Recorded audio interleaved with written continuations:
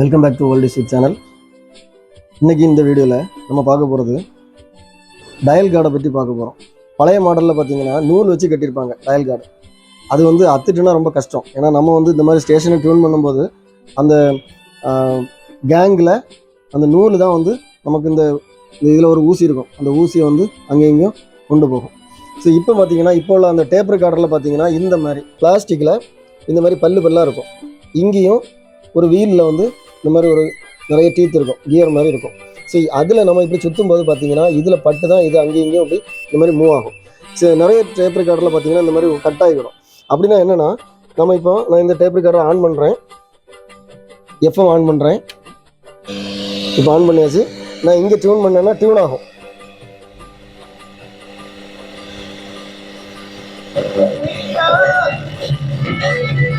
Tune ஆகுது. Okay. ஆனால் என்ன ப்ராப்ளம்னா நான் டியூன் பண்ணும்போது இந்த பாயிண்டர் வந்து மூவ் ஆகலை. நம்ம ஆக்சுவலி இந்த பாயிண்டர் என்ன சொன்னால் நம்ம டியூன் பண்ண இந்த மாதிரி இப்படி மூவ் ஆகிட்டே இருக்கும். அப்படின்னா தான் இந்த நம்பரில் வந்து நமக்கு எவ்வளோ ஃப்ரீக்வன்சியில் இப்போ 100, 104 எதில் இப்படின்னு சொல்லி நமக்கு தெரியும். ஆனால் இது மூவ் ஆகலைன்னா நம்ம கண்டுபிடிக்க முடியாது. அப்போ சும்மா ஸ்டேஷன் பிடிக்கும், ஆனால் இது மூவ் ஆகாது. அது காரணம் வந்து பார்த்தீங்கன்னா இது கட்டாகி போய் கிடக்கும். ஸோ அப்படின்னா இதை எப்படி என்ன பண்ணலாம், இதை வந்து இந்த மாதிரி மெல்ல இப்படி ரிமூவ் பண்ணி எடுத்துருங்க. இதில் ஒரு சேனல் இருக்கும், அந்த சேனலில் கரெக்டாக எப்படி மூவ் ஆகும். இந்த மாதிரி எடுத்தாச்சு. ஓகே. இப்போ இந்த இடம் கட்டாகி இருக்குது. இதை நான் என்ன பண்ண போகிறேன்னா இந்த ரெண்டையும் ஜாயின் பண்ணணும். நீங்கள் இந்த பல்லு வந்து கரெக்டாக இருக்கிற மாதிரி ஜாயின் பண்ணால் மட்டும்தான் இந்த இடத்துல இதில் பல்லு இருக்குது. நம்ம இதை சுற்றும் போது இந்த இதான் சுற்றுது. நான் சுற்று போகிறேன், இதில் பல்லு இருக்குது. இந்த பல்லில் தான் இது பிடிச்சி ஓடுது. அப்போ நமக்கு இந்த பல்லு வந்து நம்ம இப்போ ஏதாவது குளு ஏதாவது போட்டு ஓட்டணும், இந்த பல்லு வந்து நமக்கு தெரியாமல் போயிடும். அதனால என்ன செய்யணும், பேக் சைடு ஒரு சின்ன டேப் போடணும். ஃபஸ்ட்டு இந்த மாதிரி டேப் எடுத்துங்க.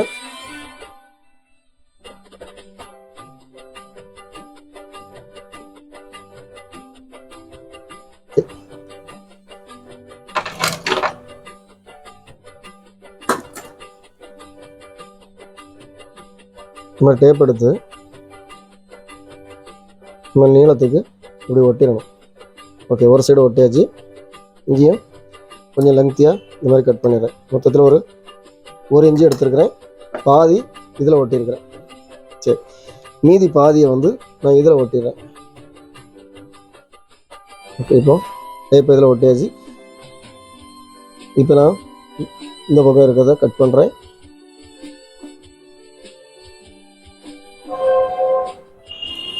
அதே மாதிரி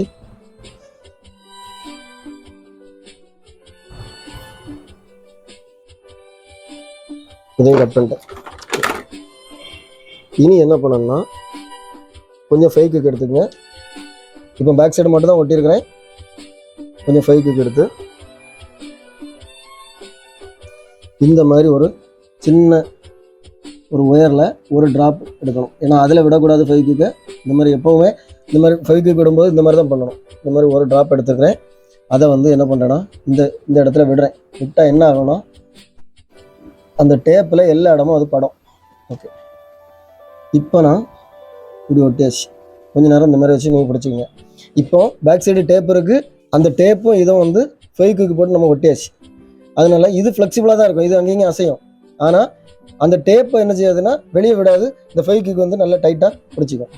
ஓகே, இப்போ நம்ம டேப்பை கலத்தினாலும் கலந்து வராது, ஏன்னா ஃபைக்குக்கு போட்டு ஒட்டியாச்சு. டேப்பு இது ஃப்ளெக்சிபிளாக தான் இருக்கும். இது வந்து நம்ம ஃப்ளெக்சிபிளாக இருந்தால் மட்டும்தான் இதில் இந்த மாதிரி சுத்தம். ஓகே, அவ்வளோதான். இனி நம்ம இதை எப்படி மாட்டணும் பாருங்கள். இப்போ இது அழகாக ஒட்டிக்கிட்டு நல்ல ஃப்ளெக்சிபிளாகவும் இருக்குது, ஒட்டவும் செய்துட்டு. இப்போ பாருங்கள், இந்த காடியில் கரெக்டாக நான் இதை கொடுக்குறேன். இந்த காடியில் கரெக்டாக போட்டாச்சு. ஓகே, ஸோ இதை இங்கே தள்ளிட்டேன்.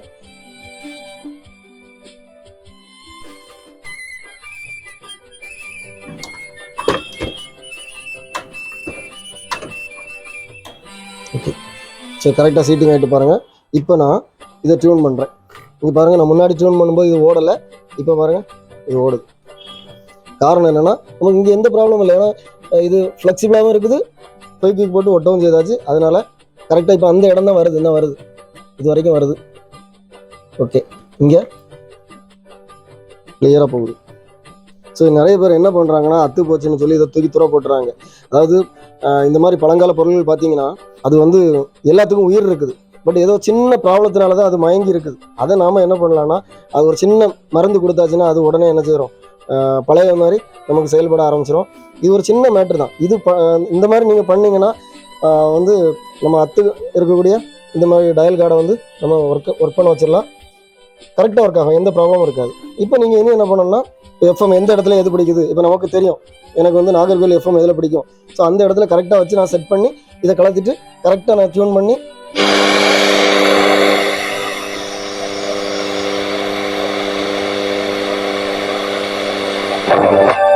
ஓகே.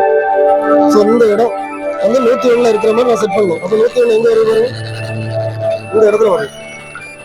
அப்போ அதுக்கு இதை கலத்தி எடுத்துட்டு பழையபடி இந்த இதுல வர மாதிரி நம்ம செட் பண்ணணும்.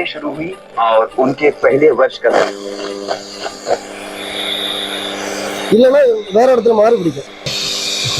இப்போ இந்த பாயிண்டர் வந்து கரெக்டாக நான் நாகர்கோவில் எஃப்எம் பிடிக்கிற இடத்துல வச்சிருக்கிறேன், 101.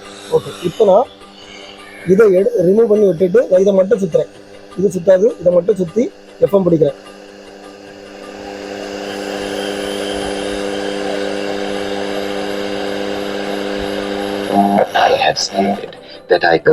இப்போ நாகர்கோவில் எஃப்எம் படிச்சுட்டு நான் இந்த இடத்துல கரெக்டாக நான் இதை செட் பண்ணிட்டா போதும்.